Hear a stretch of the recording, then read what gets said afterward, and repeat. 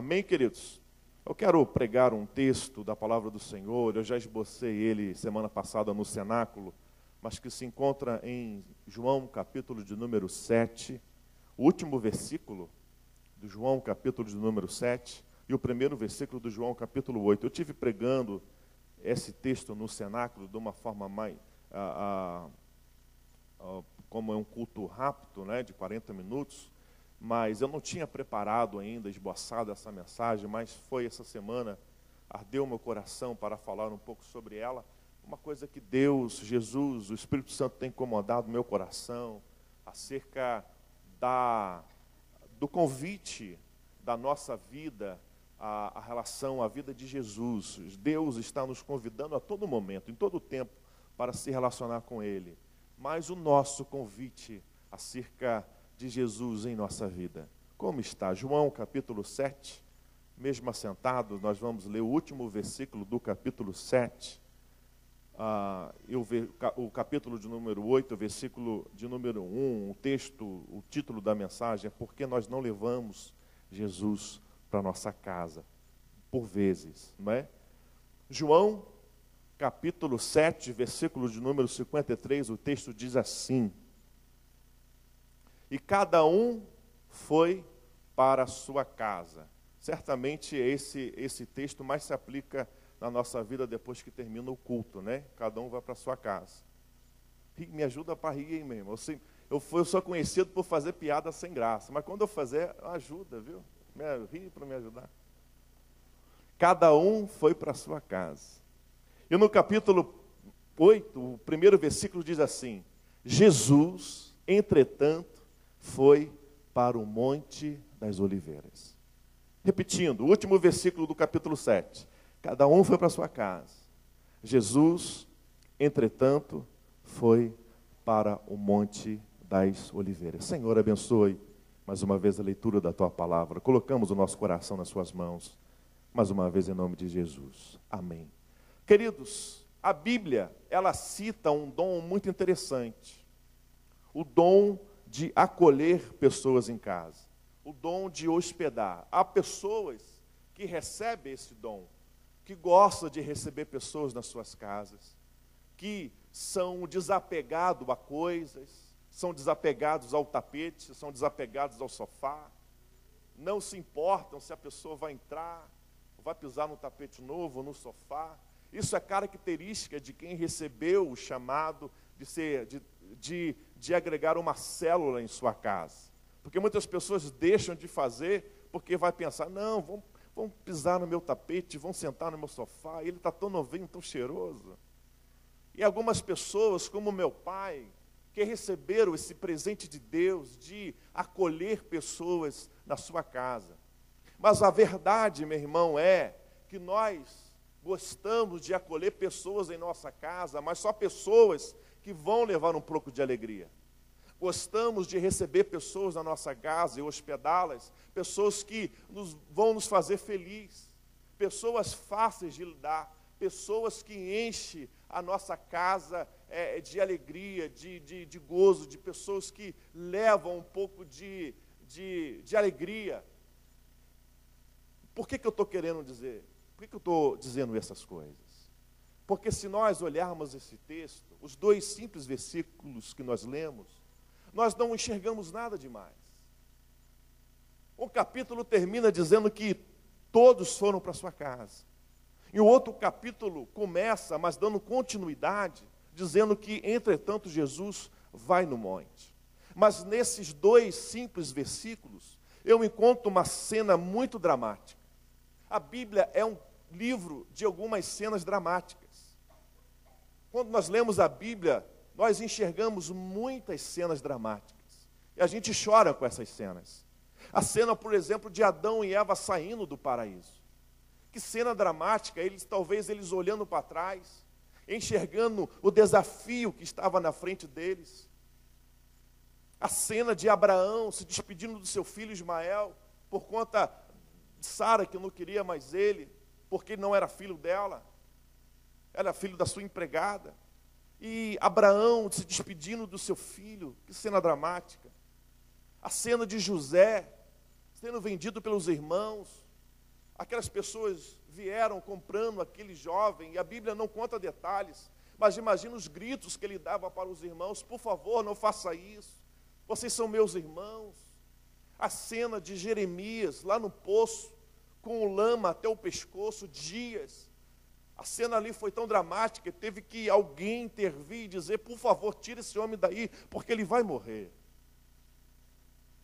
A cena de João, na ilha de Pátimos, um lugar de banimento, de vergonha, alguém que não fez nada. Ele longe da família, idoso.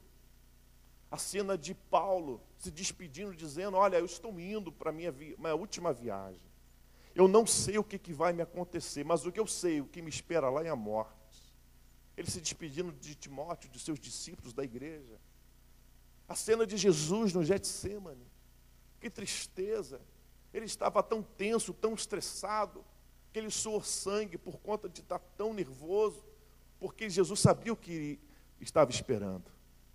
Essa cena aqui, para mim, é uma cena dramática.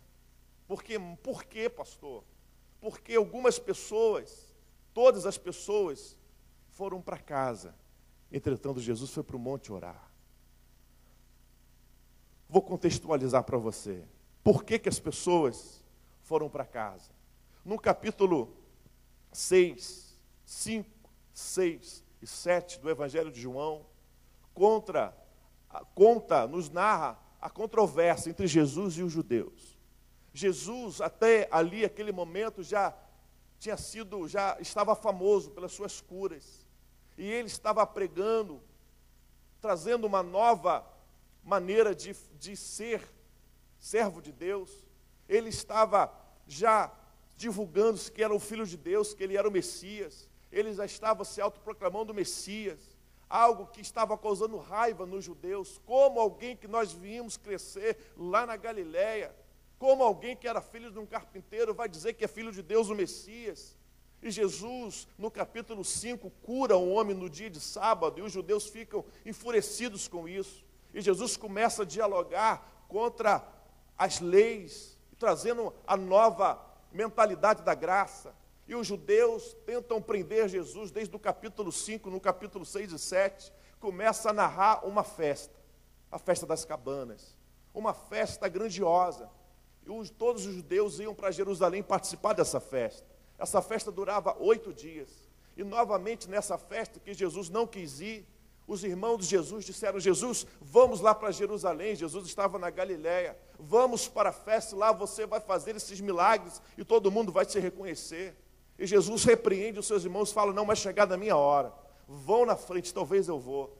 Alguns dias depois que os irmãos, os discípulos de Jesus foram, Jesus aparece na festa disfarçado. Talvez ele coloque aquelas roupas do Oriente, só aparecendo o olho. Mas num determinado momento da festa, Jesus se revela. Ele tira o pano no meio do seu rosto, começa a pregar novamente. E a pregação de Jesus começa a trazer um transtorno no meio judaico. Porque Jesus novamente se revela como o Messias vindo de Deus. Ele novamente se revela como o Filho de Deus. Jesus, ele se revela como o pão da vida. É um dos textos mais emocionantes da Bíblia, que Jesus fala: eu sou o pão vivo que desceu do céu. Aquele que comeu do meu pão jamais tornará a ter fome. E Jesus também ele se revela como a água da vida, fazendo alusão à água que Deus tirou da rocha no período do deserto, e fazendo alusão ao maná que desceu do céu. Isso causa um alvoroço no meio dos líderes judaicos. E eles tentam prender Jesus. No final do capítulo 7, os guardas vão prender Jesus, a pedido da liderança judaica. E quando os guardas chegam para prender Jesus, Jesus estava pregando. E os guardas voltaram sem Jesus. E os líderes falaram assim: por que vocês não trouxeram? E eles disseram: nunca vimos alguém falar como esse homem fala. Ou seja, não tivemos coragem de botar a mão nele. Acaba a festa. E ninguém quis levar Jesus para sua casa. O Espírito Santo fez essa pergunta, eu analisando esses 2 pequenos versículos. E a pergunta do Espírito Santo também foi uma flechada. Foi uma espada. Jesus me perguntando: por que você não me leva para casa? Por que as pessoas não me levam para casa? Porque naquele momento, naquela cena triste, aonde os judeus enfurecidos planejavam matar Jesus, a festa acaba, a noite começa a chegar, cada um foi para a sua casa e ninguém convidou Jesus para entrar. Porque na altura do campeonato, acolher alguém que estava ameaçado de morte, acolher alguém que estava batendo de frente com os ritos e com a religião judaica, acolher alguém que estava mudando paradigmas, fazendo mudanças constrangedoras, acolher alguém naquele nível seria arrumar um problema com muita gente. Por isso que Jesus subiu ao monte. Jesus, como homem de dores, um homem sofredor, rejeitado, Jesus, ele olha para cada pessoa, as pessoas passando por ele, abaixando a cabeça, e cada um vai para a sua casa, e ninguém teve a coragem de dizer: Jesus, tem um quarto lá em casa, passa lá essa noite. Era muito tarde para voltar para Galileia, para Cafarnaum, onde Jesus certamente tinha uma casa. Mas Jesus, tristeza, com seu coração ferido, rejeitado, não tinha outra coisa que fazer senão subir ao monte e estar no colo de Deus. Porque quando nós estamos tristes, desamparados, se sentindo nada, não há melhor coisa a fazer do que ir para o colo de Deus. Não há melhor coisa que fazer do que buscar o conforto e o carinho de Deus para nossas vidas. Mas por que nós não levamos Jesus para casa? Por que nós não trouxemos Jesus e damos o melhor lugar na nossa vida para Ele se hospedar? Há várias razões que os judeus, que aqueles religiosos não puderam levar Jesus para casa. Razões que se tornaram um peso para as suas vidas, porque levar Jesus para casa era um problema para eles. Levar Jesus para casa significava para eles abrir mão dos seus costumes, porque Jesus agora, ele veio com uma nova mentalidade, ele veio trazer uma nova economia de salvação. Não era mais para os ritos religiosos, não era mais por praticar, por ser fiéis àqueles ritos, mas para ter um coração novo. E Jesus, ele bate de frente com aqueles costumes. Jesus, ele queria mais do que a gente praticar, regras e tarefas. Porque quando nós praticamos regras e tarefas, às vezes nós nos achamos que a gente está bom demais. Mas o nosso coração ainda continua distante da vontade de Deus. Nós não levamos Jesus para casa porque às vezes nós temos o coração comprometido. Nós não levamos por vezes Jesus na nossa casa porque nós sabemos que a gente tem que romper com algumas coisas na nossa vida, a gente não quer romper. Eu já contei aqui algumas vezes, não sei se os irmãos se lembram, que eu tive que romper com o futebol. Eu era fanático. E eu só não fui o jogador profissional por um detalhe. Já contei aqui, eu era muito ruim. Se não fosse esse detalhe, hoje eu estaria encerrando a carreira. Mas eu era fanático. Se tivesse um futebol na quarta-feira, eu sabia que eu ia jogar, eu não prestava atenção no culto. Já estava imaginando. Eu sabia a escalação do meu time. Eu sabia quais eram o banco de reserva. Eu sabia a escalação de todos os times do campeonato. Do Fluminense, do Vasco, do São Paulo, do Cruzeiro. Eu sabia de todos. Meu time, na segunda-feira de manhã, eu ia para o trabalho e passava na banca e comprava jornal. Hoje eu não sei a escalação do meu time. Hoje eu vejo, ainda gosto, me dá prazer, mas não é aquilo que queima mais o meu coração. Porque eu sabia a escalação do meu time, mas eu não sabia a história de Moisés. Eu sabia a história do atacante do meu time. Eu sabia a trajetória toda do Romário, mas eu não sabia a trajetória de Jesus. Eu sabia detalhes de jogadores, mas eu não sabia de detalhes dos livros proféticos. Eu não sabia detalhes da vida dos apóstolos. Eu não sabia detalhes da Bíblia. Mas chegou um dia que Jesus me pediu um coração mais comprometido com Ele. Não levamos Jesus para a nossa casa, porque às vezes temos medo desse tratamento de Deus na nossa vida. Há coisas da nossa vida que Deus precisa tratar, E quando Deus começa a mexer, começa a doer, e a gente para aquele tratamento. Mas tem coisas da nossa vida que só vai melhorar, a gente só vai receber cura quando a gente recebe um tratamento, às vezes, doloroso. Em 2014, eu fiz uma cirurgia, alguns irmãos se lembram. E a minha filha, com 4 anos na época, ouvi na conversa minha com a Roberta, minha esposa, ela certamente ouviu alguns detalhes. E uma vez eu dando um banho nela, ela me falou: pai, o médico vai te cortar com uma faca. Eu, sim, filha. E ela começou desesperadamente a chorar. Não, não pode acontecer isso, vai machucar muito. Eu falei: não, filha, o médico vai dar uma injeção, que o papai não vai sentir dor. Mas para que ele tem que te cortar, pai? Eu falei para ela: filha, tem algumas coisas na vida para a gente ficar bom. A gente tem que passar por um período doloroso. Não abra mão do tratamento que Jesus quer fazer na sua vida. Não abra mão das coisas que Jesus tem para fazer em você.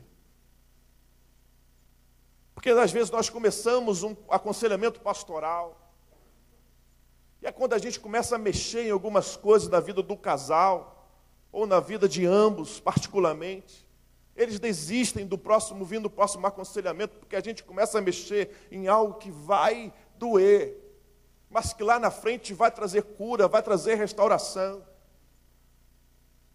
Não vire as costas para aquilo que Deus quer realizar na sua vida.